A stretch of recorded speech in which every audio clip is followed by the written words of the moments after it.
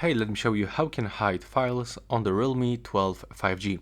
So all you have to do is just to open the settings, and then you will have to move into the security and the privacy.